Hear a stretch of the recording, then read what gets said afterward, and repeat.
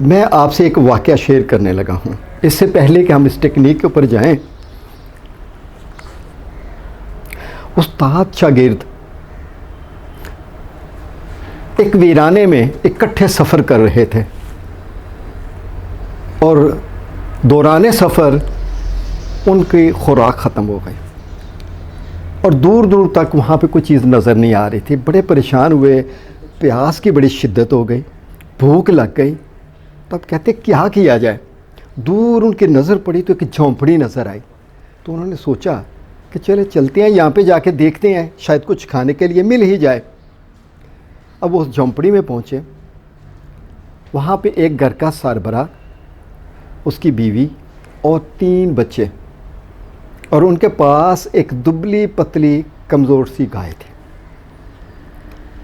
خیر اس آدمی نے ان کی خاطر تواضع کی، کھانا پینا دیا، انہوں نے ذرا وہاں پہ رکے، اور اس دوران استاد اس سربراہ سے پوچھتا ہے کہ اس ویرانے میں آپ کی کیسے گزر بسر ہو رہی ہے؟ کوئی چیز تو کھانے پینے کو نہیں ملتی۔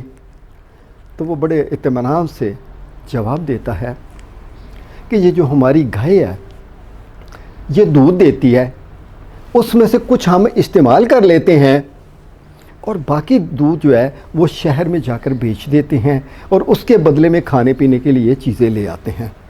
اس طرح ہماری زندگی گزر رہی ہے۔ بہرحال اس نے ان کا شکریہ ادا کیا، استاد شاگرد نے، اور روانہ ہو گئے۔ تھوڑی دوری پر گئے، جب اگلے موڑ پہ پہنچے تو استاد شاگرد کو کیا کہتا ہے؟ کہتے جاؤ ان کی گائے کھولو، پہاڑ کی چوٹی پہ لے جاؤ اور اس کو دھکا دے دو۔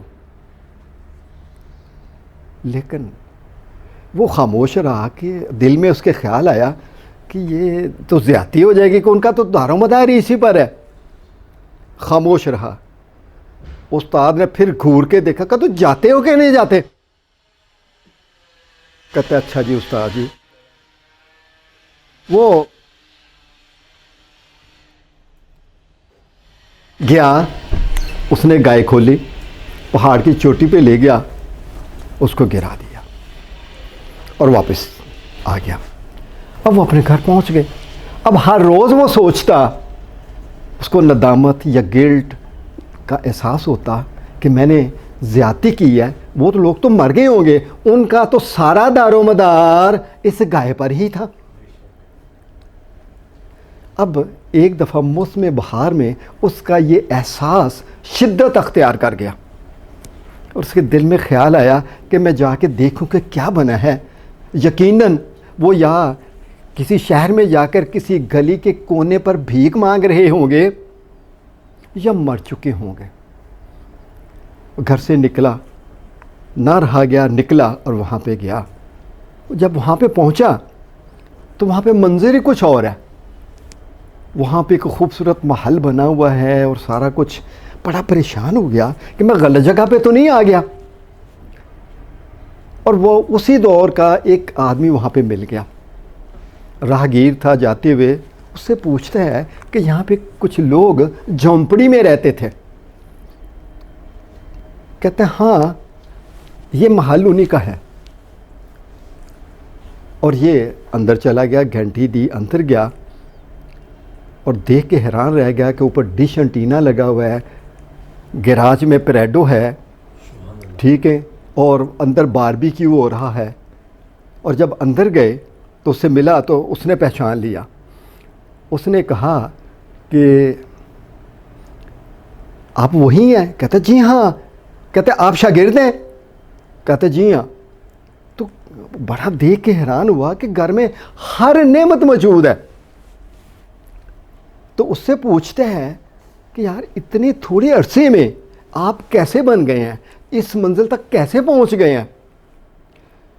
تو وہ سربراہ جو گھر کا تھا وہ اسے بڑے پیار محبت سے جواب دیتا ہے، آپ کو علم ہے کہ ہمارے پاس ایک ہی گائے تھی جو ہمارا سہارا تھی، اور وہ اتفاق سے ایک دن پہاڑی پر چرنے کے لیے گئی ہے اور گری ہے اور مر گئی ہے۔